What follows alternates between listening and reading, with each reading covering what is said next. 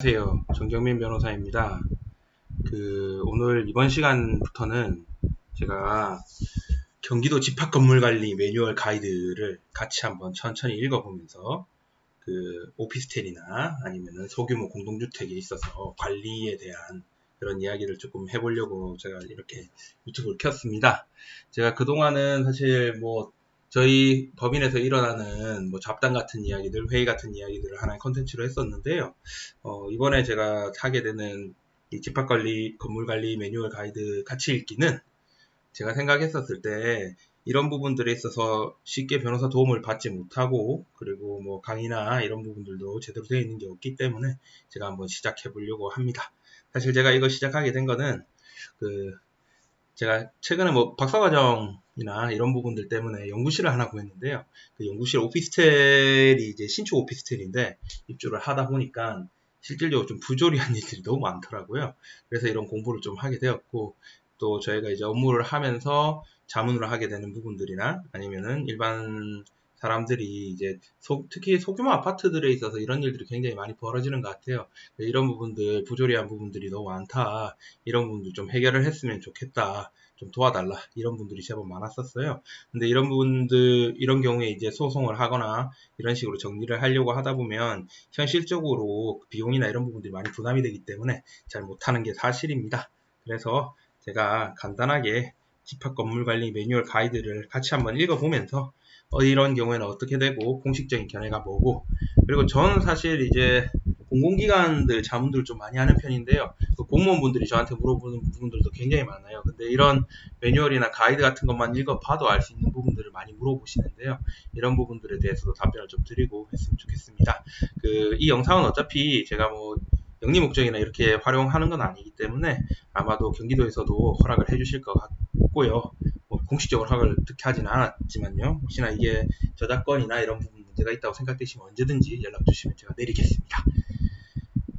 사실은 이런 가이드가 굉장히 잘 만들어져 있는 것들이 많습니다. 특히 공공기관이나 이런 데서는 업무에 대한 노하우들이 많이 축적이 되어 있고 Q&A 같은 것도 많기 때문에 인터넷이나 블로그나 이런 데 찾아보는 것보다는 공식적인 이런 가이드를 읽어보시는 게 사실 조금 더 도움이 많이 될 거예요. 굉장히 좋은 일을 하셨고요. 도시주택실장님께서 하셨습니다. 일단 순서에 대해서 먼저 한번 보겠습니다. 집합건물 관리 매뉴얼이라고 해서요. 1편은 집합건물과 우리의 삶, 집합건물 관리 분쟁 솔루션이라고 해서요. 관리단 정말 중요한 거죠. 입주자 대표회의라고 할 수도 있고요. 학교로 치면은 학급회의, 단으로 치면 학급회의고요. 학교로 치면 학생회의고요. 대학으로 치면 학생회고, 그 다음에 회사로 치면 이사회 정도가 되는 그런 곳이고요. 관리인은 이제 대표이사 정도의 느낌으로 받아들여 주시면 좋겠습니다. 그 다음에 관리위원회가 있어요. 이 부분들도 이제 어떻게 본다면 아까 제가 방금 관리단 자체가 이사회와 비슷하다고 말씀을 드렸었는데요. 관리위원회도 비슷한 성격을 가진다고 생각을 할 수 있고, 그다음 관리규약은 법이죠. 사실은 이 규정에 따라서 거의 모든 것들이 결정이 된다 생각을 하시면 될 것 같습니다. 관리단 집회, 다음으로는 쭉쭉 내려가면 관리비는 어떻게 형성이 되는가, 건물의 규분 소유는 어떤가, 전유 부분과 공유 부분은 어떤가. 굉장히 책이 집합건물의 대지까지 해서 생각보다 많이 되어 있습니다만, 제가 내용을 간단하게 설명을 드리면서 이렇게 얘기를 하게 될 거고요. 이게 어느 정도 길게 될지는 저도 사실 장담할 수는 없습니다. 용어 해설 부분들이 있고 관리 가이드, 이런 서식들까지 다 제공을 하시고 계시네요. 굉장히 좋은 책이라고 저는 생각을 합니다. 자, 1권 부분으로 들어오도록 하겠습니다. 사실 집합건물과 우리의 삶이라는 부분은 아마 전체적으로 보는 부분이고요. 아마 이 강의에서 가장 중요한 부분 중에 하나일 겁니다. 집합건물이 전체적으로 어떻게 돌아가는지, 이런 부분들을 만화 형식으로 이렇게 표현을 한 것 같습니다. 집합건물은 무엇이고 어떤 법에 따라 관리되나요? 집합건물은 여러 개의 전유 부분으로 이루어진 건물을 말한다. 건축물 대장이나 등기부를 보면 알 수 있다. 쉽게 얘기해서 아파트, 오피스텔, 원룸 이런 부분들도 거의 대부분 집합 건물이 될 수가 있습니다. 물론 원룸 같은 경우에는 이제 전유 부분이 다 등기가 되지 않은 다세대 주택이나 이런 부분들이 분명히 있을 수 있지만 현재 신축되고 있는 오피스텔이나 아파트는 거의 대부분 집합 건물이라고 할 수 있고요. 결국 대지 부분은 공유를 하고요. 옥상, 계단, 출입구 등도 같이 이용하는 부분이기 때문에 이런 부분들을 공용 부분이라고 합니다. 그리고 공용 부분 외에 내 집 안, 우리 집 현관, 대문, 철문 안에 있는 부분들을 독립된 건물 부분으로 전유 부분이라고 합니다. 아파트도 집합 건물이고 도시형 생활주택, 특히 제가 지금 요즘에 많이 상담이 들어오는 부분들은 소규모 아파트들입니다. 100세대에서 200세대 사이 아파트들, 그런 아파트들이 제대로 된 관리단 형성이 되어 있지 않은 상황에서 관리인이 자기 마음대로 관리비를 쓰거나 책정하거나 그런 문제들이 상당히 많이 발생을 하는 것 같습니다. 그래서 이러한 부분들을 있어서 좀 문제가 되는 부분들이 있어서요. 되고 있습니다. 다음으로 보면 지식산업센터는 예전에는 아파트형 공정으로 불렀고 이것도 집합건물이니까 집합건물법. 근생도 대부분 집합건물입니다. 오피스텔은 원무형 집합건물이고 집합건물법에 따라서 관리되고 주당복합 같은 것도 있다라는 얘기가 되어 있습니다. 집합건물의 관리가 왜 중요하냐 이렇게 얘기를 하고 있는데요. 실질적으로는 전유 부분 내 방 안에 우리 집 안에 있는 부분들이야 고장이 나면 알아서 고치면 되고 이렇게 하면 되지만 기본적으로 건물, 복도, 공용 부분, 계단 이런 부분들은 모두가 다 같이 사용하고 있습니다. 이런 같이 사용하고 있는 부분들은 공동으로 관리를 해야 되고요. 예를 들어 가지고 작은 규모의 원룸이나 빌라 같은 경우에는 나름의 이제 자생적 단체가 조직이 돼서 나름대로 관리비를 받고 물탱크 청소도 하고 옥상 방수도 하고 이런 식으로 하게 되는데 지금 이제 최근에 많이 문제가 되는 게 50세대, 100세대 있는 오피스텔이나 소규모 도시형 생활주택 이런 부분들에 있어서는 관리 부분이 상당히 투명하지 않은 부분들이 많기 때문에 이런 부분들을 관리를 잘 해야 된다라는 것이죠. 관리단과 관리단의 기관이라는 게 있습니다. 집합건물은 모든 구분 사유자로 구성된 관리단이 관리를 해야 됩니다. 관리단의 기관, 그러니까 관리단을 이루는 것은 관리단 집회, 관리위원회, 관리인이 있고요. 선거관리위원회, 감사인을 둘 수가 있습니다. 그 관리단의 필수 기관은 관리인이라고 해서 결국 구분 소유자들의 대표입니다. 모든 결정이나 이런 부분들에 최종점에 있는 사람이라고 생각을 하셔도 되는데 원칙적으로는 관리위원회하고 같이 일을 하게 되는 거고요. 임의기관으로 관리위원회가 있습니다. 필수기관은 관리인, 필수기관이라는 얘기는 반드시 줘야 된다는 얘기고요.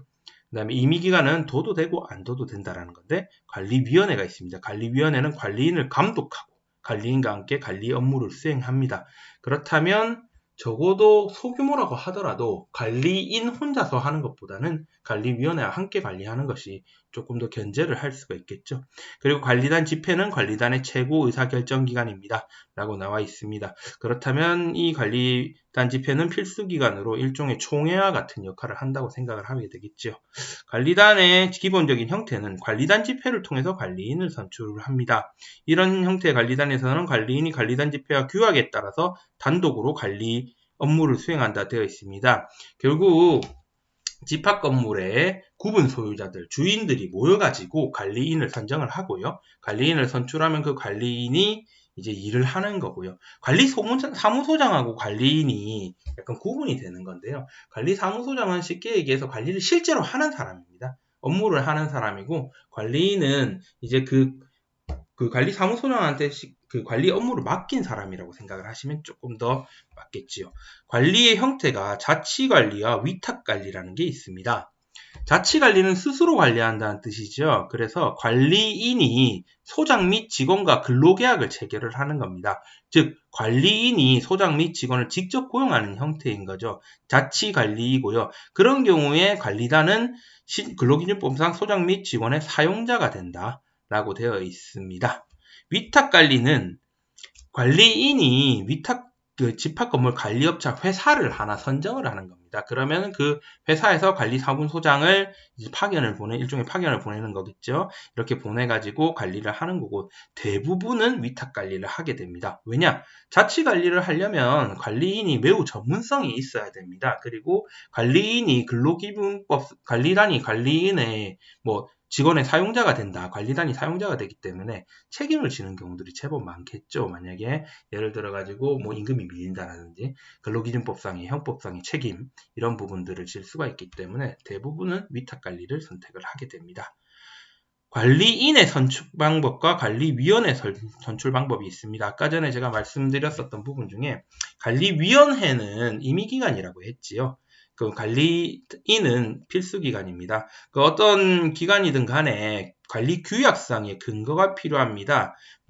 지금 관리인은 관리단 집회에서 선출할 수도 있고 관리위원회에서 선출할 수 있다.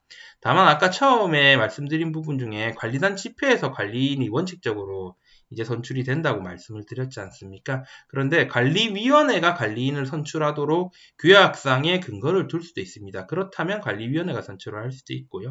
관리위원 선출 방법은 아파트에 사시는 분들은 많이들 아시겠지만 이거 동대표를 선출하는 거라고 생각을 하면 됩니다. 그 규약상의 근거가 필요하고 관리단 집회에서 원칙적으로 관리위원을 선출을 하고요. 그 다음에 규약의 근거가 만약에 있다면 선거구별로 관리위원을 선출할 수도 있습니다. 10분이 되었기 때문에 우선 1편은 여기까지 하도록 하겠습니다.